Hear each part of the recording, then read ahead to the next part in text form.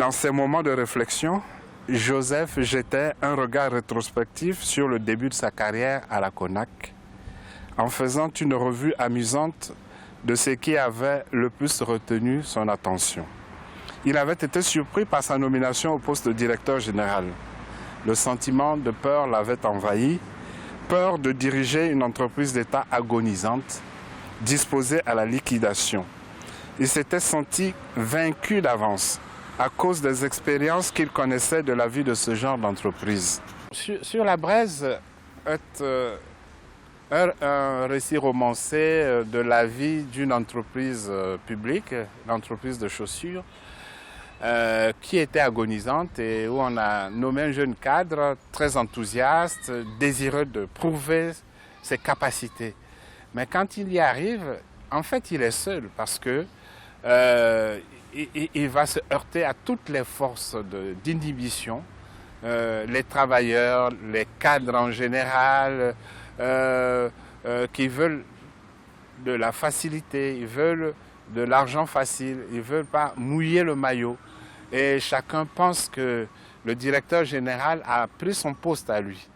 Donc tout le monde se prend pour le directeur général. Donc personne pour venir à son secours, pour collaborer honnêtement, sincèrement, pour montrer ses compétences et capacités.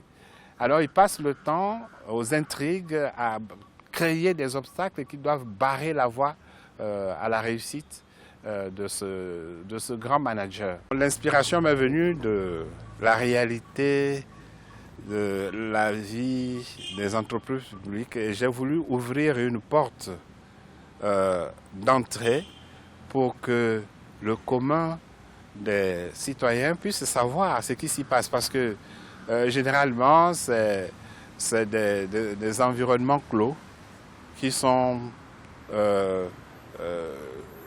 fermés au grand public, donc on ne sait pas ce qui s'y déroule.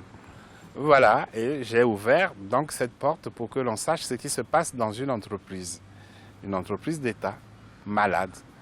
Comment se comportent les cadres, quel est l'objectif de chacun, est-ce qu'on veut réussir ensemble, est-ce qu'on veut travailler, est-ce qu'on veut gagner les paris.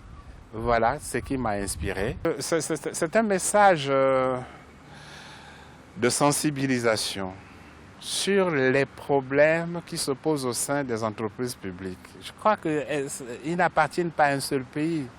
C'est partout, même que ce soit au sud ou au nord, c'est pareil. Il y a une tendance à l'inefficacité liée justement à tous ces problèmes qui se posent au sein d'une entreprise publique.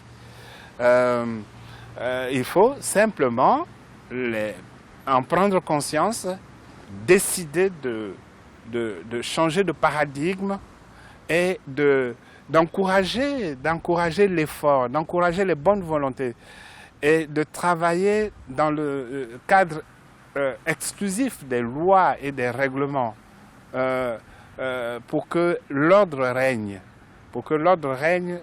Dans l'organisation de la production. Le prochain sera dédié à des souvenirs d'enfance. Comment est-ce qu'on éduquait les enfants hier à la maison et à l'école?